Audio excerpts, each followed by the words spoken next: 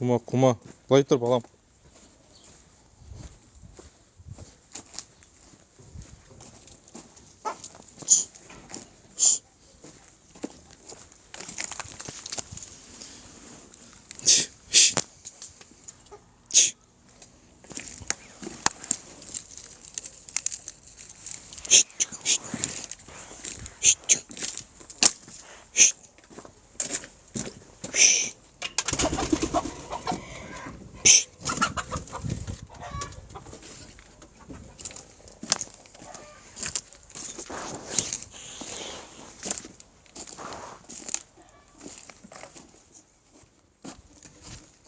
Ассалаумалейкум. Қалайсыздар, жақсыздар ма? Амансыздар ма? Сізде мына терек бірдеме бере ме? Мынау ма? Береді ғой, Мынау не зат ол? Қайсысы? Мына беріксі. Білмедім, беріп тұр ғой. Арғысы вишнда. Екеуі де сол вишня сияқты. Или біреу слива. Мен точнысын Сіздер білмедім. неме? Құрттан себесіз бе мынаған? Жоқ, Ол себу керек. себу Мен керек. себем сіздерден маған Ол қандай не себеді? Біздер білмейміз ғой оны. B58 жазып ал. Бейбейте болса. B58. Иә. Не себеді? Ең несі, арасында специальный магазиндер бар. Рай деген бар. Аха. Есіңде қалса. Оны не себеді? Специальный магазин. Шашама или? Немен? Опрыскивательмен А, шашасың. иә. Я сол бізде улау керек не істеп? Ана көршіде тоже бір терек тұр. Оны білмеймін тоже. Бірдеме бере ме, бермей. Иә. Оларды кіре береді ғой. Сол бірдемемен шашу керек, айтпай не құрт түсіп кетіп тұр. Мен деген алмаларға бой бермейді. Плодожорка деген құрт бар екен. Иә. Оны айтып қойыңызшы, біздер білмейміз. Анаң бәрін не істеп тастау керек еді сол. Иә, алармын неден.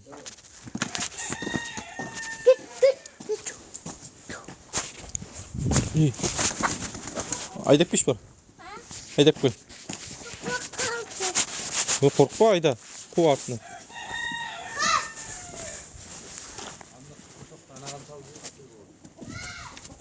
Анда кеше тағы қызыл тоқ бар еді ғой.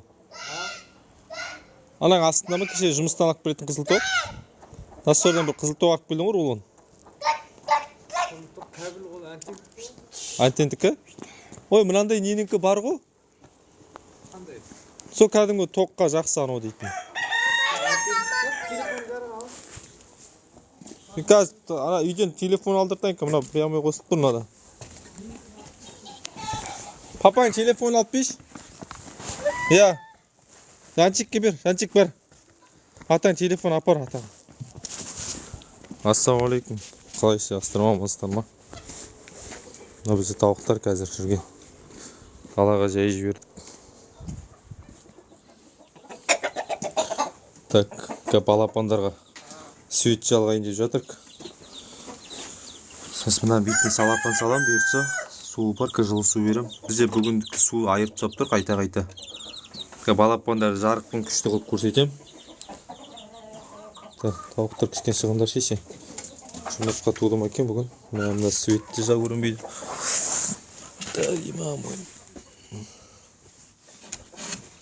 Жұмыртқа туған ғой. Екеуі туған. Ой, бля, боқ болдым.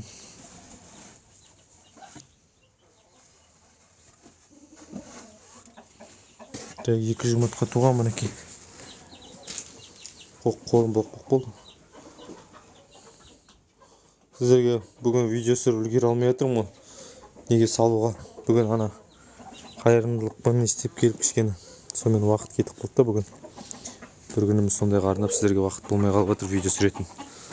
Сол енді бүгін бұйыртса жайлап қазір осылай видео салып жатқан жайым бар.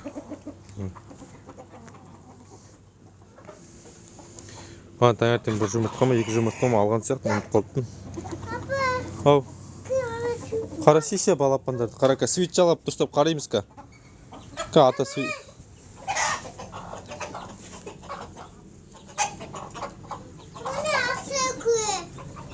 Иә, ашпа оны шығып кетеді.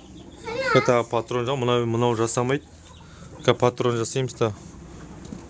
Уағалейкум ассалам, тума қалайсың, амансың ба? Ма, үйге апарса жұмыртқаны. Сындырып алма.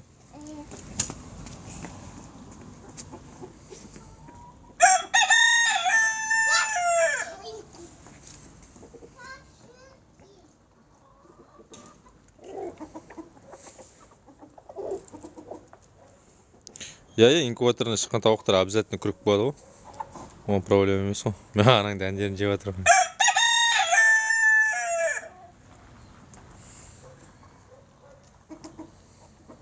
Үш әтеш жүр ғой. Үшеуі тек қызғанып жүр ғой, бір-бірінен қызғанып.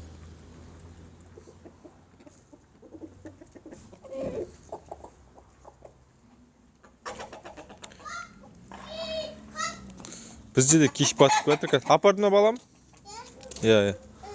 Бізде де кеш батып келатыр қазір жайлап. Орал Батыс Қазақстан ғой.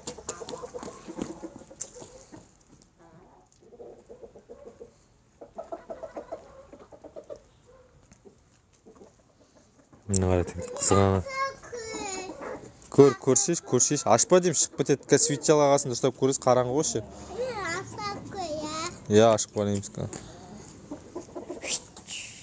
Апа, ана ашты. Ну, ашылмайды балам.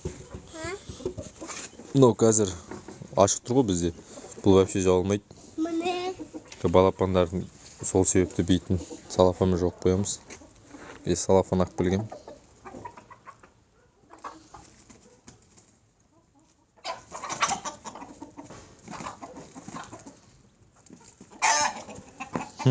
Анаға не қызған жа, анау әтешті қызған жүр ма анау. Қытақандай болып талайды тауықтарды деген. 10 тауыққа бір әтеш етеді ғой. Енді екі әтеш бір ұядан шықса, салып жіберген жақсы ғой, оплот жақсы болады. Иә. Мынандай бір-бірінен қызғанып қарай береді секіріп.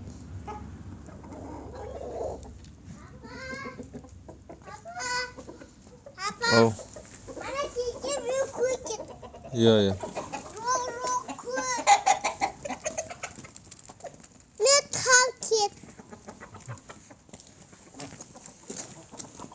Ол ма? Қайда жалайсың? Бір жағы қораң ішіне не істеймін?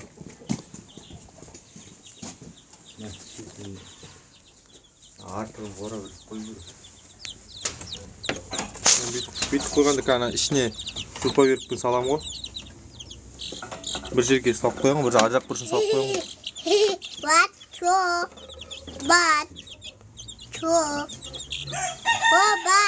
Такая жем берейік, су берейік. Мен жағынан алып келем ғой. Сеттің тұсына ғой. Ағаш күйеді ғой. Мына жерге қойып қойсам не болады? Иә, сырттан жел үргенде жылы жер ары қарай етіп тұрады.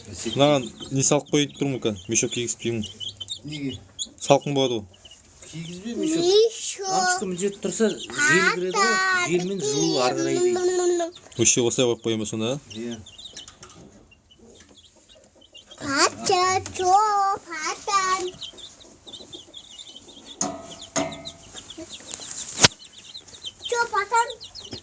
Мына ішінде әтеш көп сияқты.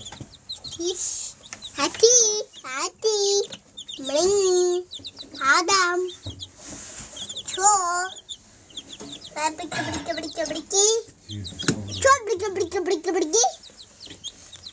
Апа, Қайда, мәшін келіп тұрайсың. Мен ана толғанай қайтшы, қалтамда тұр. Иә.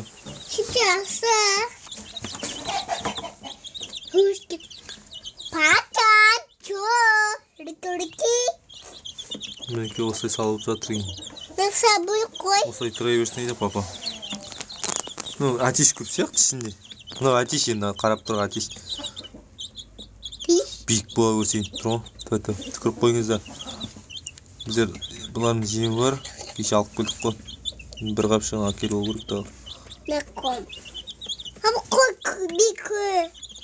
Қарап отшы шеме ана тауықтарды шығарайын. Иә. Қалған тауықтар қайда? Мында екеуі жүр. Үшеу.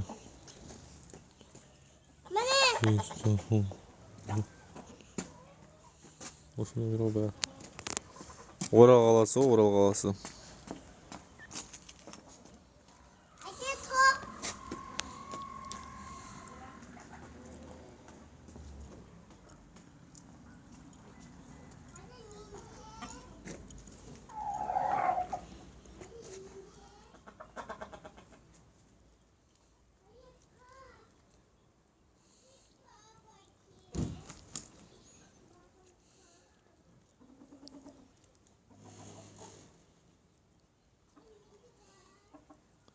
Тауықтар сатылады, я. 3000-нан. 3 әтеште тауықта 10 тауық, 12 тауық 3 әтеш қой, түгел сатам 45 мыңға. Жіберіп қойған ба, папа? Жіберіп қойған ба?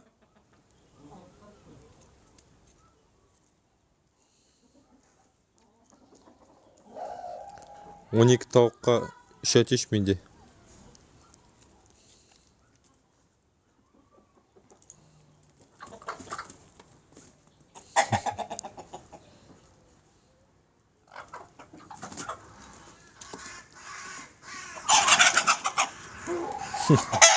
Жаман қызғанады, еше ора жүреді дейді. Да тей мынау. Қарғалар бір-бірімен қырылып отыр.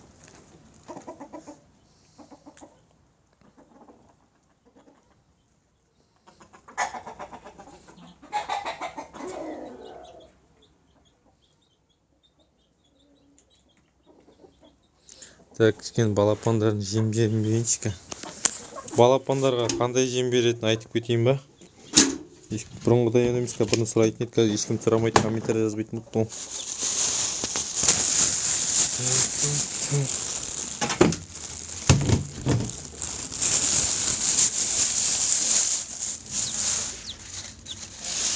Балапандарға мындай старт дейтін жем бар. Мықты көтер, мықты не істейді тауықта деген. Балапандарды тез өсіреді. Балапандар ірі болады ғой. Мысалы, балапандар уақытына жетпей ірі болады ғой. Мұнаны осы старт жем берсеңіздер бар ғой. Мана мен просто үйде болмай қалдым да. Сол үшін жем берілмей қалды.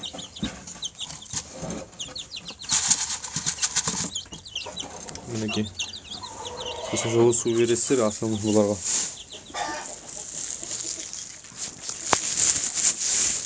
Тауық қора жартылай саман, жартылай ағаштан менде. Ондай не жоқ, бәрі бірдей деген. Тауықтар 3000-нан сатылады, 3000-нан. Общий 45 мыңға беріп жіберем. 12 тауық, 3 әтеш қой. Общий 45 мыңға берем. Барлығы туып тұрған тауықтар, жақсыз тауықтар барлығы.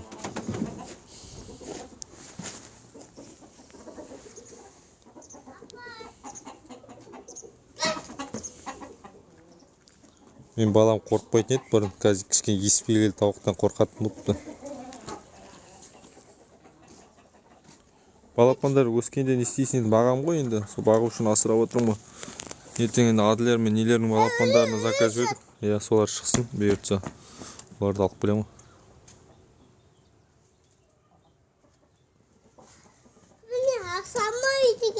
Ол жемді онша жемейді, бірақ енді жақсы өседі. Қайсы балам телефонда былай тұр.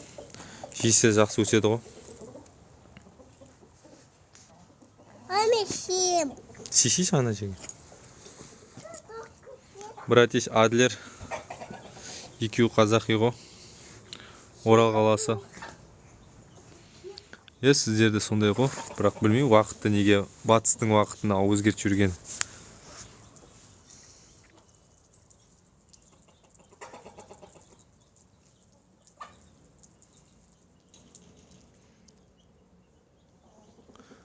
Матрица деле дейтін инкубатор бар. Сол жақсы. Жоқ, тауықтар әлі басып атқан жоқ. Тауықтар әлі басып атқан жоқ. Бізде қараңыз. Бізде басқа порода алайын деп едім ғой. Бір әдемі породалар шықпай отыр. Соларды алып білейін деп жатып жүртса. Қамама. Әже жүр дейді. Иә. Аны неге жаңбырдан есек біткен бә? Жоқ, ана жерін удар болған ғой. Мына жерін удар болған ғой, кеше жаңбырдан болған ба? Мына жерде, мына жер ашып кеткен. Полный бүйтіп қозғалады. Бұзып тұру керек та, пап, мама. Сыртынан бұзып, сеткімен қайтадан. несін сосын цветін өзгертіп қою шығады, ақ емес. Папаға айтыр, Лиза, биыл құдалып қоя тұрып сырттағы велосипед таппар ғой. Ертең сойып келмейді ғой. Былай чеш енді телефоны. Андай университетте бітір ғой. Дожек сақтайтын. Аманда жағады ғой соны. Мен бір көрсетіп берсем, мен де жағам, кетсең Аманда. Ағасының, апасының үйін жақты ғой. Жағып береді ғой. Ол қазір Алматыда жұмыста ғой. Жоқ, биыл емес, біз осы айын қары таппаймыз. Папа. Әже.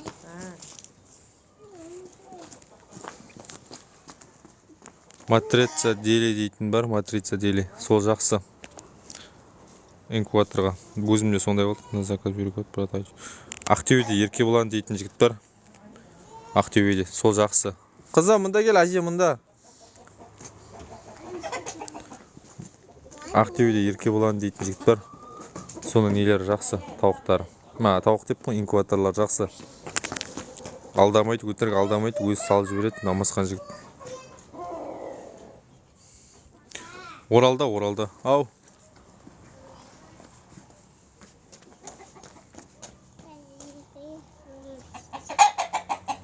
Номер бар, маған жазсайшы, маған WhatsApp-тан жаз. Мен нөмірім жазып ал, мен айтайын, диктофон етейін. 8775. Мына жерге мен нөмірімді қалдырам, маған жазсайшы. Мен саған нөмірін берем ғой.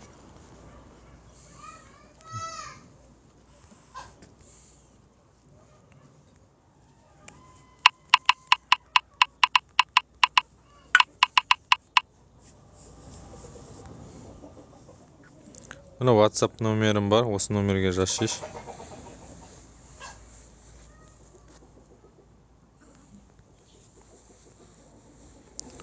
Балапандар сатылмайды, балапандар өзіме керек.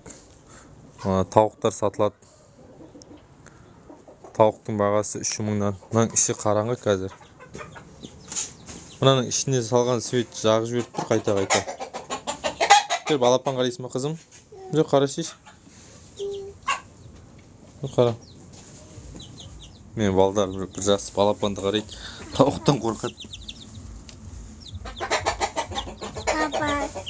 Ана кота. 8775 384 0560 8775 384 0560. Сосын мен мыналарға ертең құттай өсіп алсын, үйдегі жемдерді берем ғой.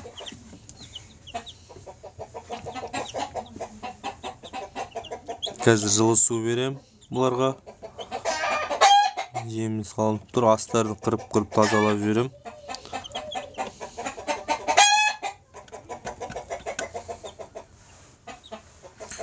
Мыналар домашний пару, домашний ғой. Мынау адылерге ұқсайды, мынау. Мынау дейтін не? Брамаға ұқсайды, мынау. Аяғында азғантай жеңдері, бірақ биік бойы бар, мына атиш.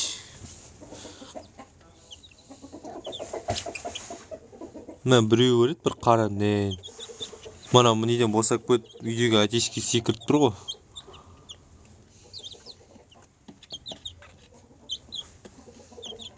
Мына да атеш көп сияқты бар ғой, тачка айтам. Так, бір атеш жүр, екі атеш. Мына сізге көрінбей жатқан сияқты да. Так, қазір 875 384 0560 384 0560. Так, міне мен сізге айтып жіберейін. Мынандай осындай балапандардың бар ғой, құйрығы шығып тұрады ғой. Анандай құйрығы шығып тұрса, ол тауық. Ал анандай қылып құйрығы шықпай тұрса, міне мынандай қылып құйрығы шықпай тұрса, онда ол атеш. Қайламыз кей сайын. Ана балапандар шықпайды ғой. Шыққайтын құрсы жетті, қанша бойда шыққайды? Жарып самасын.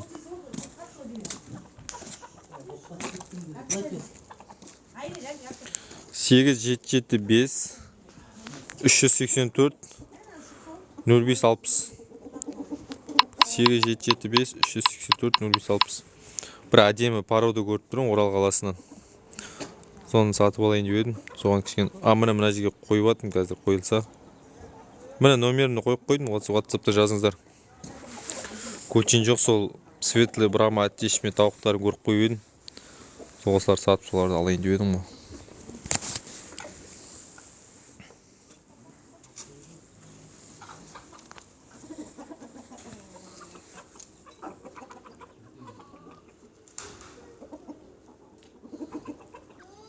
Sonra сымын ауыстырып тастайды, ана байлаған сымын.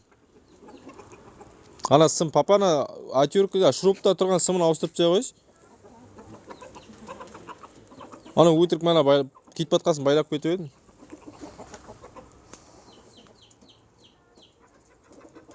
Кочин жақсы я, етке де жұмыртқаға да әдемі келеді. Адлер де жақсы. Негізі мен бірыңғай ұстайын деп едім, бірыңғай порода ұстайын деп едім. Бірақ енді бірыңғай порода ұстасаң, одан бизнесте жүрмейді. Ол тек жұмыртқа бағытында, бірыңғай жұмыртқа бағытында ұстайсың, тек бірыңғайларды. Ал манағыдай Адлер, Кочин, Такан, Светлый Брам ұстайтын болсаң, онда уже инкубаторға жұмыртқасын сатасың да, заказ беріп уже қоралардың барлығын отдельно бөлесің. Мен сондай варианттар қарап едім кішкене.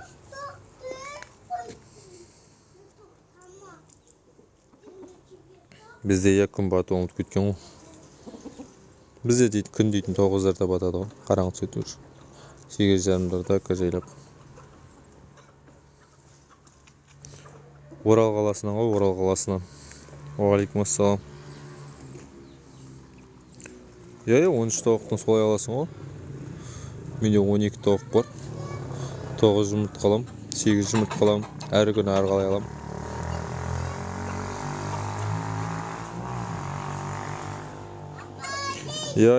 Көп болып бала кезімнен айналсам ғой. Су келіп жатыр біздерге, Енді жайлап жасап жатырық қой енді.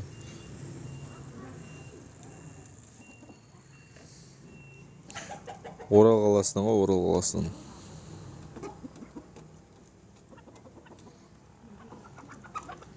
Елу тауықтан пайда бар ғой, жұмыртқа топса. Әдемі ғой 50 тауық деген. Инкубаторға ма? Инкубаторға көбінесе сұрайтын Адлер, Кочин, Австралоп, Гигант. Сондайлардың сұрайды ғой. Қазір біздің Батыс Қазақстанда Такан дейтін порода жоқ. Сол Такан породасын алып келген адамдар бір жылда байып кетеді ғой. Мен сол Такан породасын алдыртуым керек болып тұр, бұйыртса кішкене қойған, бірақ қазір Такандар мынандай неге салқын сізе алмайды. Оларға ыстық не керек Такандарға. Ыстық кезінде үйретіп алайын деп тұрмын Такандарды деген. Я? Аша алмайды? Несін кесіп қойдыңдар ма? Я. Жоқ, ондай жоқ, лигорым бар, аны жүр, бір лигорым бар. Бір несушка бар, бір доминант жүр. Баған бәрі домашний ғой. Бұлар да уже домашний болып кеткен ғой, балапан кезің өсіп.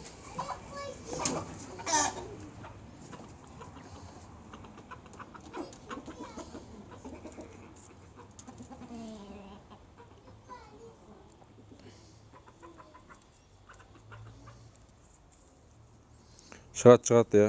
Домашний тауықтарға атеш қоссаң шығады ғой.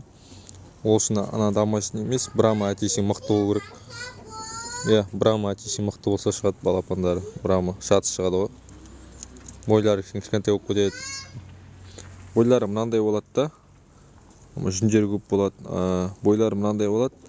Жүндері азғантай болады, анандай болып. Сондай болады ғой. Уағалейкум ассалам. Мама.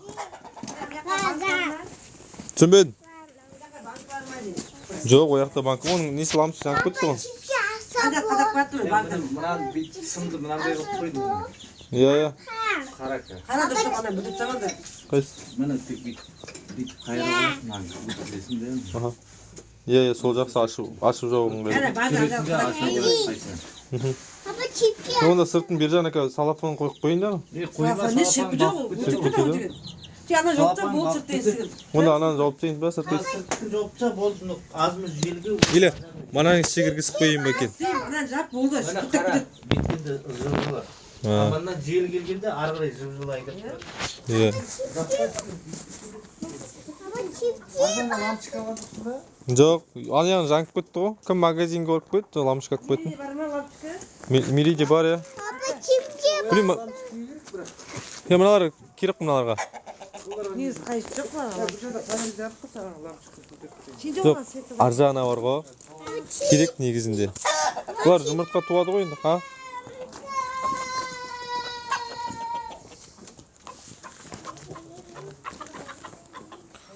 Болады, айыруға. Қазір мен айтам қазір. Ол туралы қазір десейтін боламын, айтамын. Сөйлесіп таңдашы да қанша. Мына нерсіне тек кеткен бұтыр бас кету. Бройлердің балапандары 700 теңгеден сатылып жатыр ғой. Иә, үйде солай ғой. Мен қарайым, маған көмектеседі ғой. Ең әтеш бір тауық шықи береді. Мен ұнап тұрған шығар. Ұнатқысы шықиды ғой. Орал қаласынан ғой. Ауйда достар, лайк басып отырайық. Кішкене басқа да адамдар көрсін, кірсін, қарасын. Қазір тауық балапандарды қазір айтам. Кәні қоран жасап алсын үшін. Мен осылай тек видео сүрем, қора тазалайым, тауық алып келем ғой. Қалған жұмыстың бәрін үйдегілер жасайды ғой. Қора соғу, анандай бірдемелер жасау дейтіндерді. Қамамайындар, кішкене жүретсін. Иә.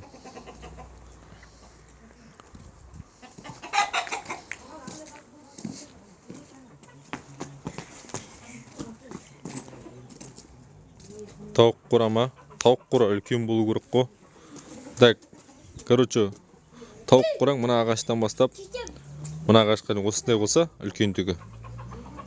Бұл тек тез тұратын жер болу керек та. Сосын сеткіні ұзын қылып салсаң, сеткіні. Өздерің жүретін жерін ұзын қылып салсаң, вообще дерсік қой, тауықтарың. Шығады, жүреді.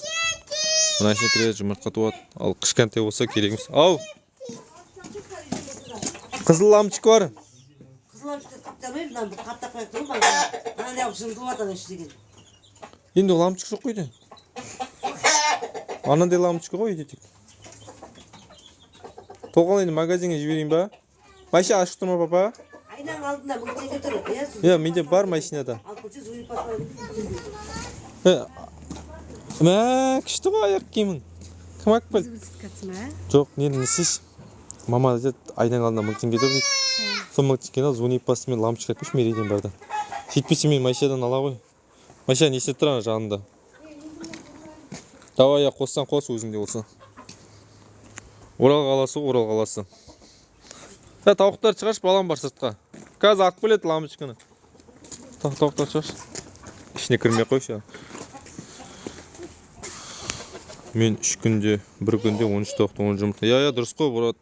Алғаным ұзақ сол, солай алу керек қой енді. Қызым шығаршы. 150-60 тауық, 10 қыстық жазды салайын деген. Мынау как раз сол айтып тұрған брат саған барады ғой. Мынадан бастап мынаған дейін ішіне 50 тауық спокойно сияды. Манағыдай қонақтайтын, былай анандай қылып қонақтайтындан ұзын-ұзыннан жасап қойсаң, жерде жүретіні бар, жоғарыда тұратыны бар, спокойно сияды ғой. Уалейкум ассалам. Бар ғой, думан жасиш, өзіме жекеме жасиш. Қосам ғой. Группа. Бір күнде жем, бір күнде бересің ғой, енді жемсің.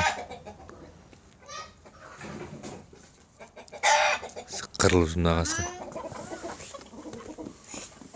Ана лампочка кішкентай лампочка ма? Иә, 60-тық аласың, 60-тық. 95-тік қой. 120 теңге ма тұрады?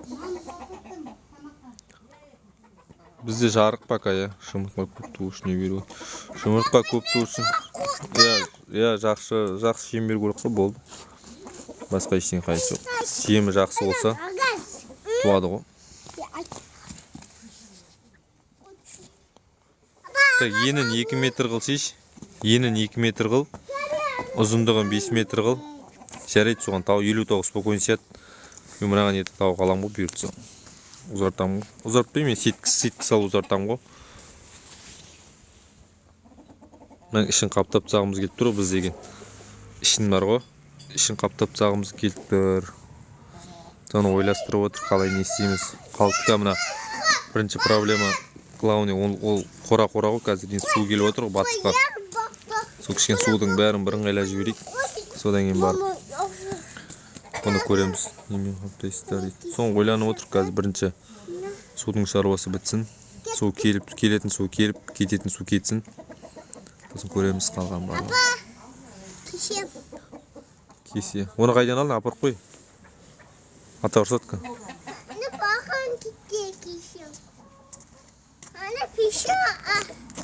Ана лақып тастай берсін, жап кеткен ғой.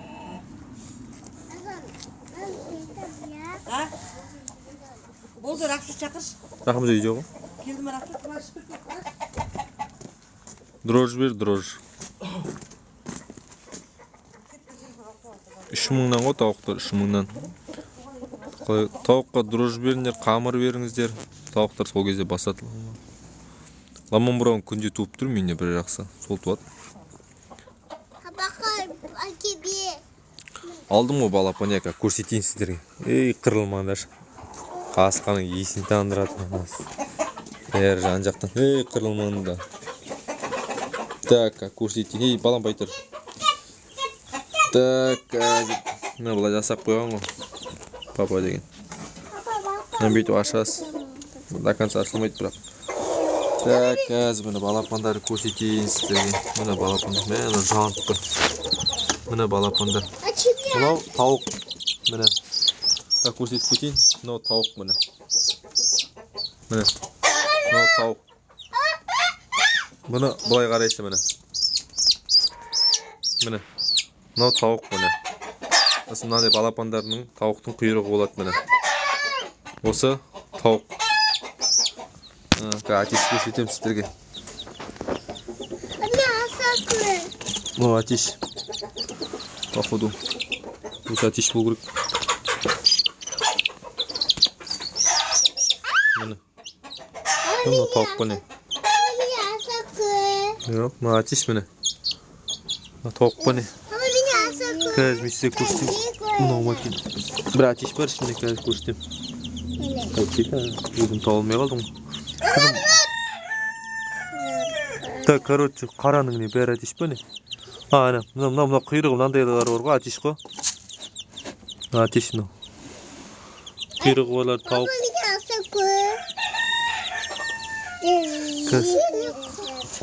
Мынау атеш мені. Ой, қайтса. Иә. Мына баспа деймін, қызым сындырасын. Қайда етіп қалды, мана бір атеш бар еді. Мынау атеш.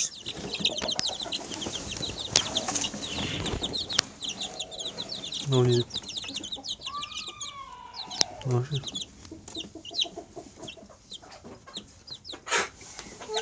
Атешеге көрсетіп тұрған. Мынау тауық қой.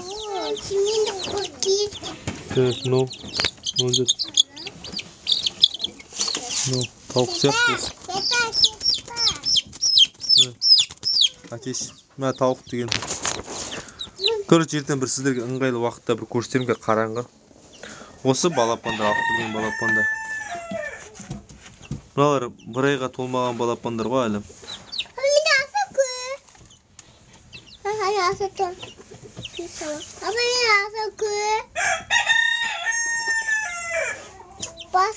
Алейкум ассалам.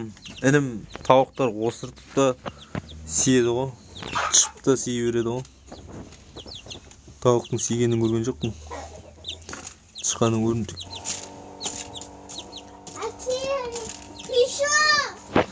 Жемдер жоқ. Мына атеш мені тұрған. Мына жерде бір 10 балапан бар ғой. 10-ның енді бір 5-еу тауық, 5-еу атеш болып шығайын тұрған сияқты ғой что-то. Сол мана бір жерден балапандар көріп кеттім. Олар бірақ күндік балапандар. Кішкене бір 2 апта болсын, сосын келіп алам дедім. Ішінен тауықтар таңдап алайын тұрмын. Қайсы қызым? Балам. Ей, ұстай алмайсың, қорқасың қолың шығып қалса. Мен ұстатты ұстайсыңдар ма?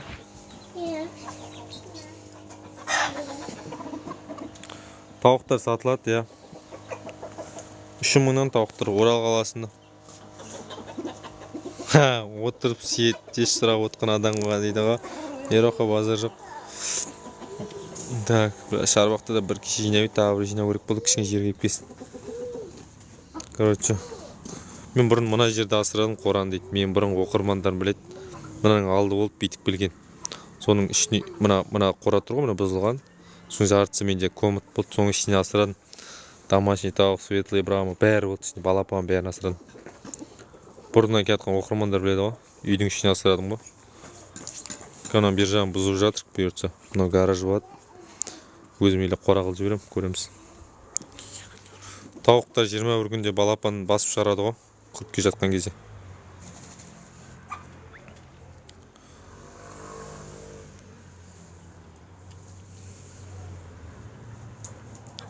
Балапандар көп көрсетуге болмайды, көрсетеді. Түкіріп қойыңыздар көрсеткенде, сосын тауықтарым что-то көп туады деген сайын тууын азайтып жүр. Күніне 4 жұмыртқа алып болып жүрмін, 3 жұмыртқа алып болып жүрмін. Түкіріп қойыңыздар тауықтарға. Лампочка алып келді ма, мама? Маман қайда? Лампочканы алып келді. Мамасының атын айтады менің. Мамаң айтып бар, лампочка алып келді. Лампочканы алып келді деп айтып, өзі алып келеді ғой. Не ал дейді, қорқам дейді ғой. Балапан басын көтер. Ондай балапандарда бөлек қойып қой, бөлек қамап тастаса. Ауру ғой балапан. 2 жылдық тауықтар ғой, 1 жылдық тауық. 1 жыл мен 2 жылдың арасында тауықтар ғой. Атештер жас енді. Осылай атештен құйрықтар әдемі шығып, әдемі көрінеді ғой.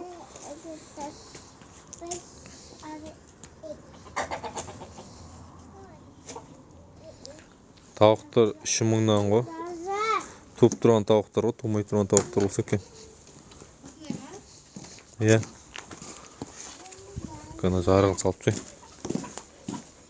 Доставка бар, өзің машина тап. Мен тек жеткізіп берем ғой, қаладан болды. Машина бәрін өздерін табасыңдар ғой. Мен тек жеткізіп бере аламын, болды, басқа көмектесе алмаймын. Қазір мойнымды ауыртып алып едім, кішкене істеп қалдым.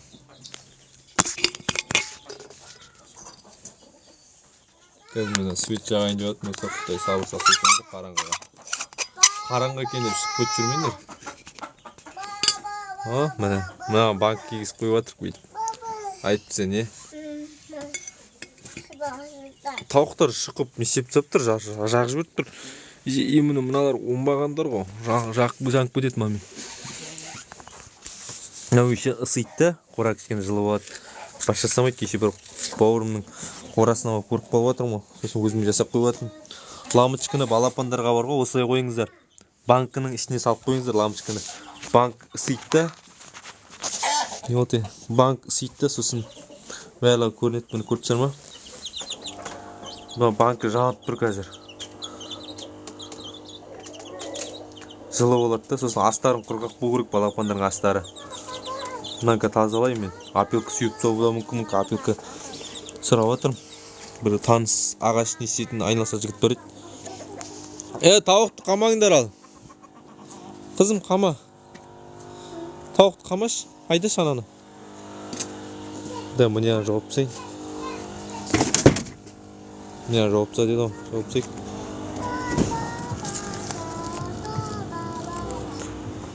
Балапандар сатылмайды, балапандар өзіме керек. Өсірем оларды до конца.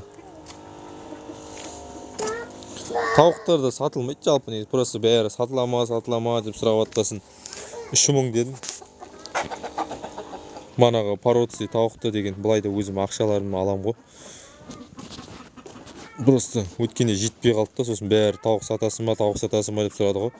Сосын ойлап едім, тауықтарым сатып жіберіп, манаға тауық сатып алам ба деп үстіне ақша қойып, мен өзім былай ақша жинаған ақшаларымды үстіне тағы жинап алып аларым өзім. Мына тауықтар просто қимайсың да, туып тұр, тауық туып тұр. Мына атештерді кәдімгідей қалай таңдап алдым бар. 10 атештерді осындай бар ғой, ішінен таңдап алдым. Мынау туылесіп жүрді ішіне, бәрі атаман болды. Мынау просто былай жүрген атеш қой. Ұнақ болды да, сосын алып кеттім бар.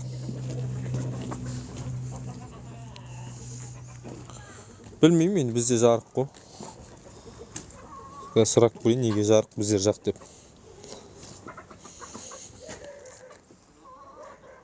Орал қаласы ғой, Орал қаласында.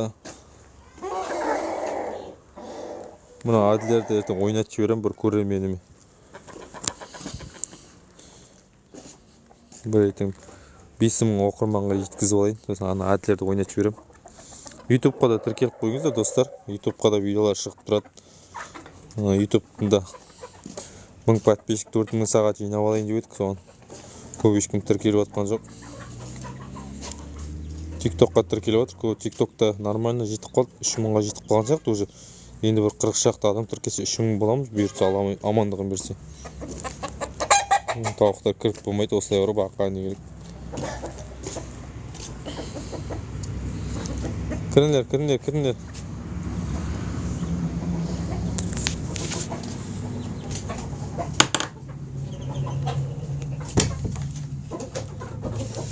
Біздікілер жемге тойып тұр ғой. Жемге жатыр ғой, міне толып жатыр. Тойып тұр ғой жемге.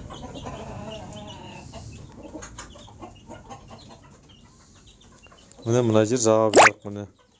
Есігін қазір мен ашып қойсам да болады да. Просто түн салқын болатын сияқты әлі.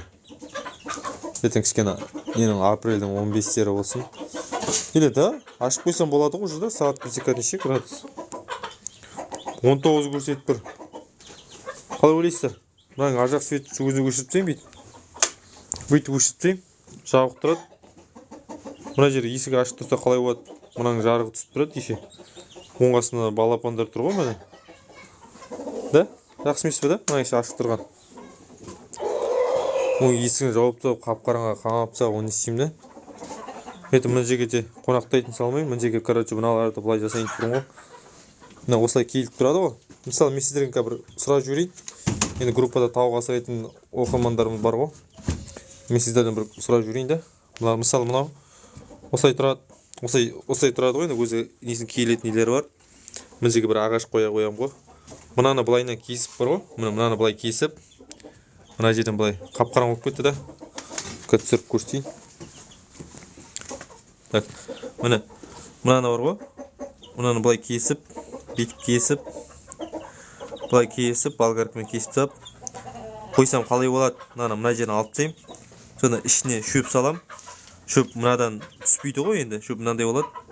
Тауықтар осының ішіне туатын қыл үйшік жасайын деп тұрмын ғой. Соны қалай болады? Осыны осылай қойып жерге қоямын ғой енді. Соны бәрін мынандай жерлерін кесіп тастаймын бүйтіп. Мынадан бүйтіп кесіп тастаймын. Тауықтар ішіне кіріп, сыйып туа ала ма екен? Қалай ойлайсыздар? Міне, мына бір примерно. Так, мынандай болады міне. Міне, мынандай болады, мына қолдай болады, менің мына қолым. Қалай ойлайсыздар, жақсы ма? Мына төбесін ағашпен қойып қоямын ғой. Соны қоямын да. Мына жерге бір мынандай бұрышқа бір қойып қоямын ғой. Мынандай бір бұрышқа қойып қойсам бүйтіп. Мынаның ішіне де туады, сыртында да туады да. Кейбір тауықтар ананың ішінде тұрады, күтіп тұрады бір-бірін. Сондай бірдемелер жасау керек болып тұр ғой. Мына жерге де қонақтайтын жасайық деп тұр. Бірақ мен оған келісіп тұрған жоқ. Ертең мына жерге брудер жасаймын ғой бұйыртса. Мына тауықтар алып келген жағдайда, бөлген жағдайда да сетке киремін. Сосын мына жерге қонақтайтын жасағым келіп тұрған жоқ.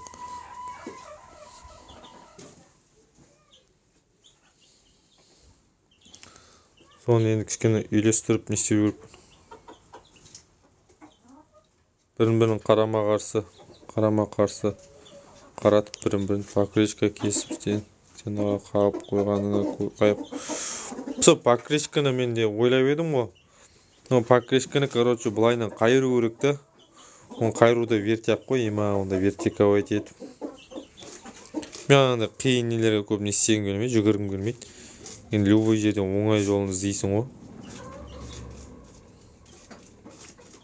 Мына жерде свет болса жақсы болады да негізі да. Мына светтер жанбай тұр, өзімен өзі білмеймін. Неше рет лампочка салдым, жанбайды.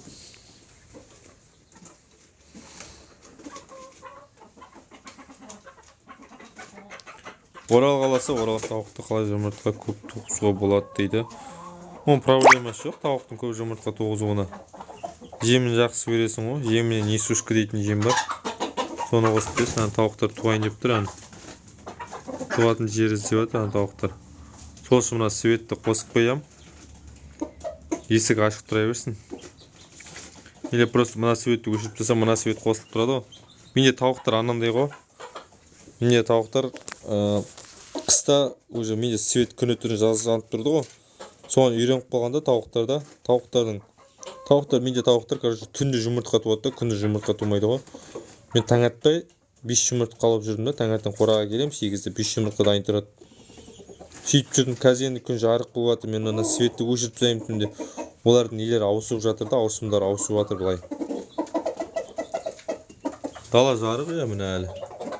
Сол ауысымдар ауысып жатыр да, сол жағын кішкене ойлап отқаным ғой, қалай болады деп. Міне ана тауық туайын деп тұр.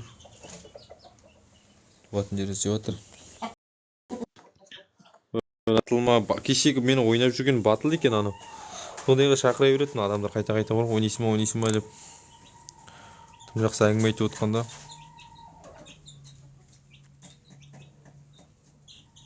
Конечно, қыста тауықты жұмыртқа тумаса, оны бағудың қажеті жоқ. Қыста тауықты дейтін. Жемге исырап қылып жұмыртқа тумаса. Мен жынымбейді, қыста тауықта жұмыртқа тумаса бар ғой. Жазда да тауықта жұмыртқа тумаса, мен уже ұстамайым тауықта дейді. Басым кетіп қалады уже. Мен анандай әдемі тауықтарды баққанда күшті көремін да, мана кочит, австралоп, андай құйрығы ұзын әтештер бар ғой, жерге салбырып сондайларды асырағым келеді. Менде хобби сол да, тауықта хобби. Бос уақытымда осылай келіп, қораға келіп, тауықтарымен әңгіме айтып кішкене отырып қарап сөйтіп отырам ғой. Сол қазір мына TikTok дейтін жақсы болды ғой. Сол осылай TikTok-мен сіздермен әңгіме соғып, осылай эфирде отқаным ғой. Мына TikTok болмаса да, мен осылай тауық қораға келіп, тауықтарымды қарап отырам. Бұл тауықтарға мүмкін ауырып тұрған тауықтар бар болып қалады арасында.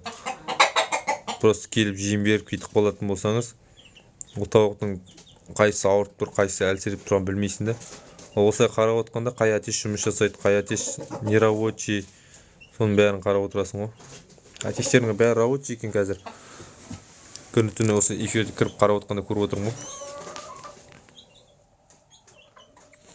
Братан, балапан не? Балапанды қарадың ба? Балапан тұр ғой міне. Балапанды ертең сіздерге видеоға түсіріп, ертең Алла амандамаса ертең күшті видео саламын ютубқа. Бірақ тиктокқа салам ба салмаймын білмей тұрмын. Бірінші ютубқа салам видеоны. Ютубтан рекке кірмей жатса тиктокқа салам ғой.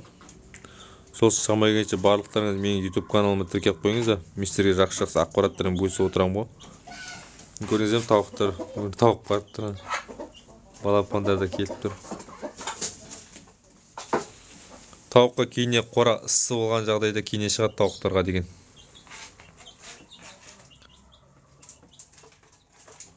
Қоралардың ыссы болса беттеп кетеді мамет. О, балам. А?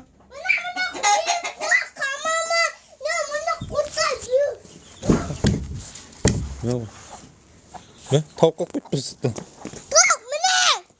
Мә, мынау не істеп жүр? Ана аққасын. Аяқта жүрсің ме? Аяқта жүрсіз кейін дейді ғой.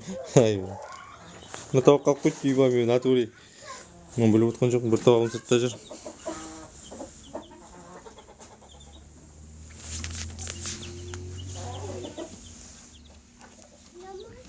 Жо-жо әсер етпей.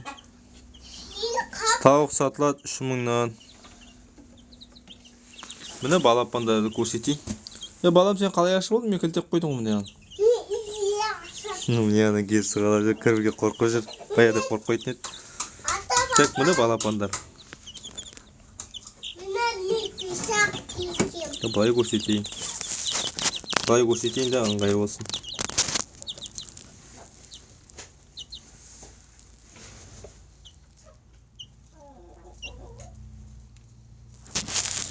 Осы балапандар. Лампының сыртына банкі кесіп қойған ғой. 2 литрлік банкі кесіп қойған ғой үйдегілер. Ана бір жағынан қора жылы болады. Типа балапандарға ыссы болады, жылы болады, екіншісінен не болады дейді манағыдай. Лампочка жанып кетпеуіне жақсы болады да. Тауықтарыңыз тумай жүрсе осы жемді беріңіздер. жеміне араластырасыздар да осы жемді бересіздер ғой тауықтарыңыз тумаса.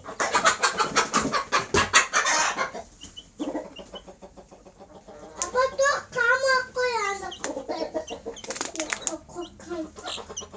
Мінекей.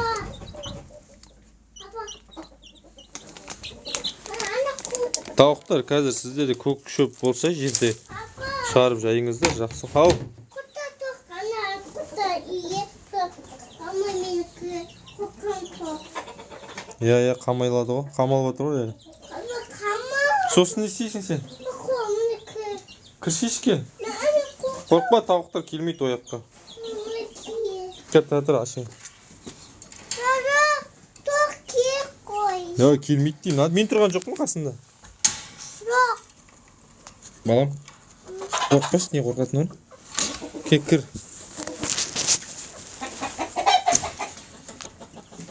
Апа балапан. Балапанды қара. Мына тауықтарды шығармен бері. Кіріңдер ал. Сендер қамаңдар дейді ғой. Міне банк кигізіп қойды, жақсы болды. Банк кигізіп қойып. Керемет банк кигізіп қойды. Пакет қамақ қоям. Пакет шық. Анау инкубатордан шыққан балапан. Қазір балам, неге? Мен отырам, асықпа. Кегім шық кет. Балапандар инкубатордан шыққан, қандай тауық алған дұрыс жұмыртқа туатын дейді. Несушка алған дұрыс қой. Ламан Браун, Кочин, Адлер. Енді неше түрлі тауықтар бар ғой, жақсы туады. Мына дамашинларды жақсы туады, жақсы қарасаң. Дамашин бір жас қыста да туады, жазда да туады. Қысқа төзімді, жазға да төзімді.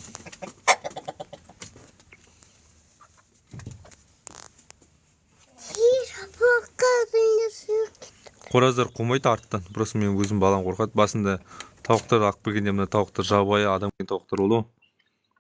Мен балама жүгіріп тауықтар.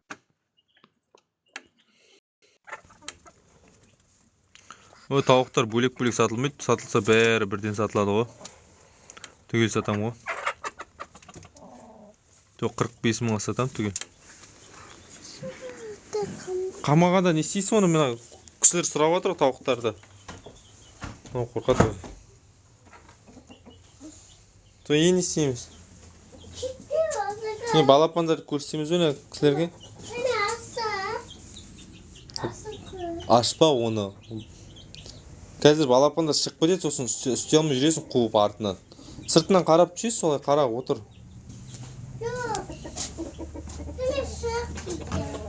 Мына сосын есігін жаппа, қамамаймыз тауықтар, осылай тұрады.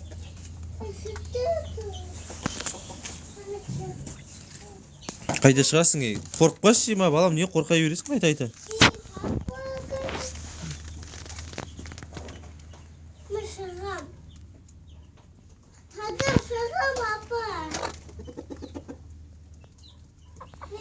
Жоқ, қораз төлестірмеймін.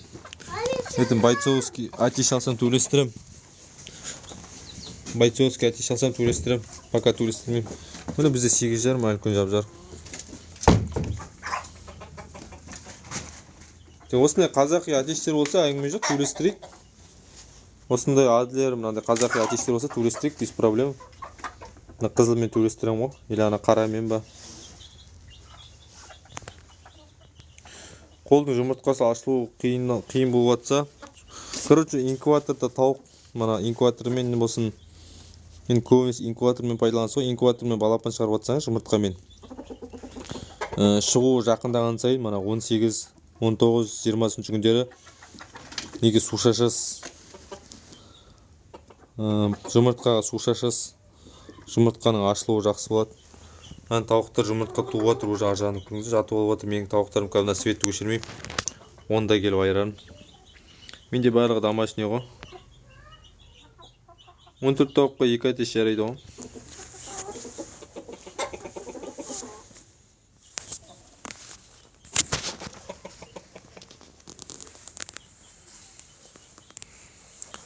Брамада жақсы жұмыртқа туады ғой, жақсы бақсаң. Просто көп жұмыртқа олар брама әдемілікке ғой. Сосын жұмыртқа басқанда күшті да.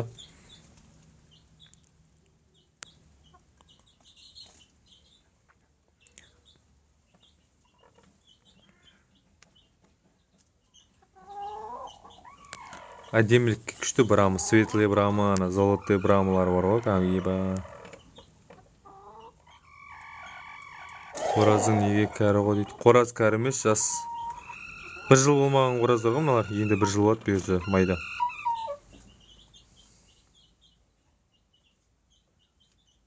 Суға піскен жұмыртқа. Ай. Мен түсінбей қалып отырмын инкубатор. Білмедім, суға піскен жұмыртқа. Жұмыртқаның сырты қатты шығар. Жақсы шығар жұмыртқаның сырты. Әлде көп жеген шығар. Жұмыртқа басады тауықтар. Еді май болсын, майда пытырлады алған, қатты бір ісіп алсын.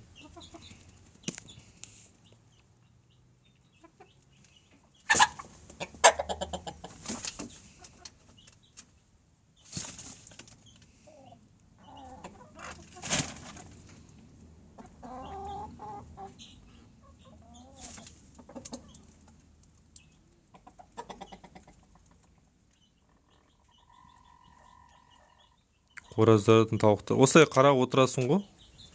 Тауықтарын жай жіберді, қарап отыр. Қораздардың өздері секіреді ғой, атешке тауыққа деген. Өзі секіріп тұрса, жақсы қораз, секірмесе, онда басын шоп дейсің. Қызыл атеш жақсы, я. Главный осы ғой. Басында мына ақ болды, содан кейін қара болды. Қазір қызыл өзі қолдың алды ғой. Басында қызыл қорқып жүретін еді. Мына әтеш жұмыртқа тойынып жатыр дейін ба. Қой, давайте достар, сағат деген 9 оқ қолыпты ғой. Қорадан шығайық. Қорада отырай бергеннен не пайда. Давайте достар, біздерді бітті уже миссия. Ба? Қорадан шығайық. Аларға жылы су алып білейін қазір. Балапандар жылы су берем ғой. Бізде қараңғы түсіп жатыр, жайлап. Қатты қараңғыда қораға кірмейміз ғой, біздерде болмайды кіруге. Группа бар, я қазір мен мұнда не істейін. Номер жазам, он жерге. Сол номерге жазыңыздар, WhatsApp группаға қосам.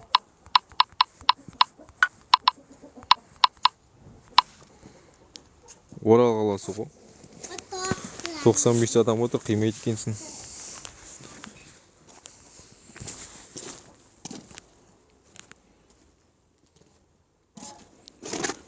Зерно место беріп атым, зерно место.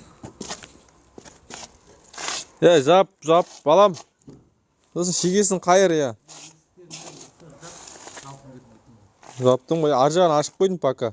Тауықтар жұмыртқа туғыға жатып отыр, ар жақтар жұмыртқа туып алсын ка. Жұмыртқа туысын, ар жақтар сосын ондарды өшірем сөйтін. Есіктен ашып қоям, жаппай қойын да ар жағын. Ондарды өшірем, жұмыртқа туып алсын.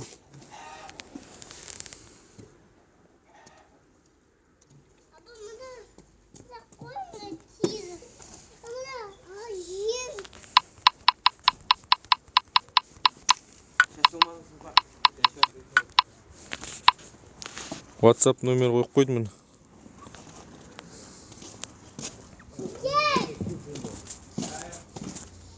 Ой, давайте достар, болып жарайды бүгінгі.